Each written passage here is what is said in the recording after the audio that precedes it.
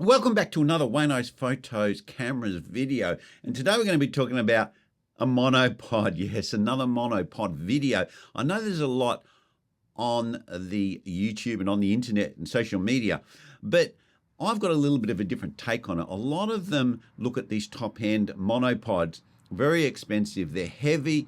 Yes, they have a lot of fancy features and they have feet and they have all this good stuff on them that makes them look very attractive, and you think, yeah, all these extra features are going to help me out in the field to get better footage, and that may be true.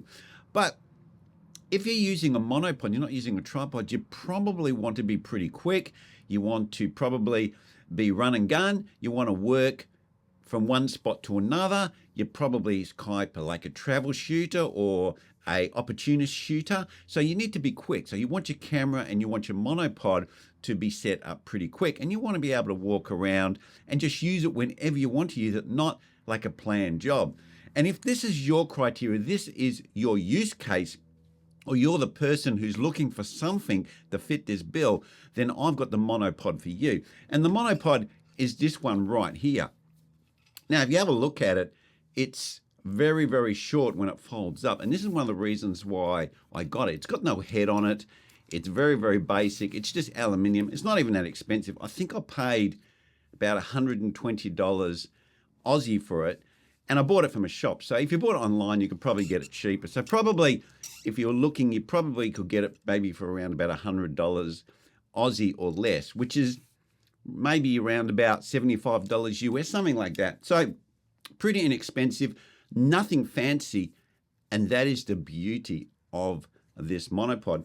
Now, the reason why I like this monopod, because you might go, look, it's got those screw threads and they're a pain, and it's probably doesn't go that high because it folds up so short. Well, actually, yes and no. The first thing is, yes, it does have the screw threads, and I'm not a big fan of these, but when you want to put something like this into a backpack, a small backpack, just an ordinary backpack, not a photography backpack where you strap these things onto the side, you just want to put it inside with your camera and maybe a couple of lenses, then this monopod is ideal. Because one of the issues I have with a lot of monopods is they just don't fold up very big, and it seems to be the more fancy ones, which have the one handle release where they collapse and go up very, very easily, are actually quite long.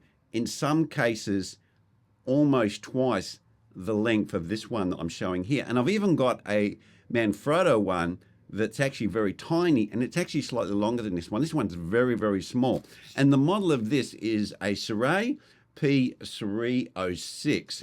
So if you're looking at something that folds up very, very small, which I was, this is ideal. Now, I just use a normal backpack. I've got another video where I do run and gun with anamorphic lenses, and I talk about this monopod. But I wanted to do a more detailed discussion on it. So if we actually have a look at the weight, we can see the weight here. It's around about half a kilo. Now, some of these other monopods are really quite heavy. They can be 1.5 kilos, even 2 kilos.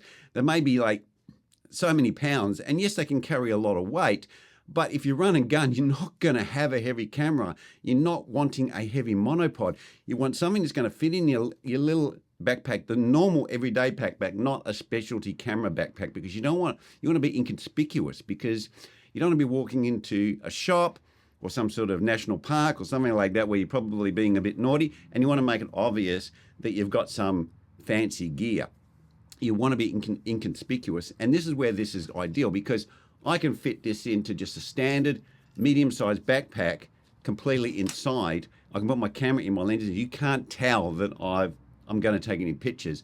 So it looks very inconspicuous. And when you're just walking around as well and you don't know what you're going to take, you don't want it to be too heavy. And this thing, even though aluminium, it's pretty damn light.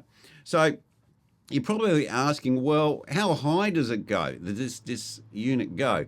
But it goes to 1.6 meters, which is pretty good.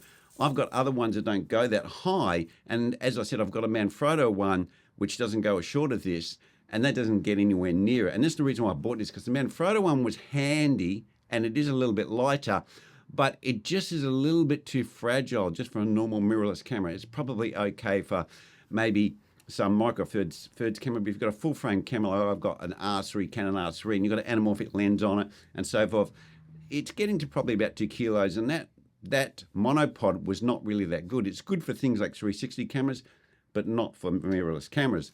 Now, the negatives of this, what are the negatives? Now, there is quite a few, because the fact that it's light and it folds up very short causes some compromises. So when you look at it, the little sections, when you unscrew them, are not very long. So there's a lot more sections to it to get to that 1.6 meters. So when you're setting up, you need to unscrew more of these to get the length to fold out. As you can see, the sections are quite small. And they're the screw threads. They're not the latch ones, which I do prefer. They're a little bit, you can see that they've engaged, whilst with screw ones, you can't see they're engaged or whether they're loose. So these are not the best. But on the plus side, because it hasn't got this lever hanging out, you can slide it into your backpacks and it's not going to hit or damage other things in your backpack. You can put, I can actually fit this into my computer sleeve that's on my backpack, and goes in nicely, keeps it away from the camera and the lenses. So that's an advantage and a disadvantage depending on the way you look at it. And also the sections are a little bit slower to set up. But where you gain is you can just get your backpack out, you can pull this out, you can extend it quickly, screw your camera on. Don't even worry about a head, like a fluid head. Don't worry about any of that, right? Because that's more weight, that's more hassle. Screw the camera straight onto the top, put the camera straight on here, boom, and just unscrew the threads. Then I can hold the camera and the monopod whilst I'm walking around and use it like a walking stick with holding my camera, and I can shoot at will. And then when I want to put it away, I can pack it all up, put it back in my backpack, and you're good to go. So that's my recommendation. If you want something that, you know, is opportunistic shooting, or you want something that's light, and you're one of these, like, basically, let's say like you're on holiday, you're traveling, you don't know what you're going to be shooting, you don't know what you're going to be seeing, and you just want to carry a backpack, you don't want to be too heavy, this monopod is ideal for that sort of situation. Now, I mean, I really like using gimbals. I've done other videos on gimbals, they're fantastic, but gimbals, and then you want a monopod and your camera and all that. Even the small gimbals, it just gets a little bit too much to haul around, especially if you've got a back that's like mine, it's not that great. To haul that stuff around just gets too much. So what I use here is I have my camera, my R3, a couple of anamorphic lenses. If you're using spherical lenses, you can even get away with it lighter because the anamorphic lenses are a bit heavy. And monopod, you're good to go. Okay, guys, that's where I'm going to leave it. If you've got any questions, leave them down below. If you've got any questions about the monopod, something that I've not covered, or you've got a question, you go, what's this about the monopod? Just leave them down below, and I'll get back to you with the answer. Okay, then, guys, that's where I'm going to leave it. I'll see you next vid.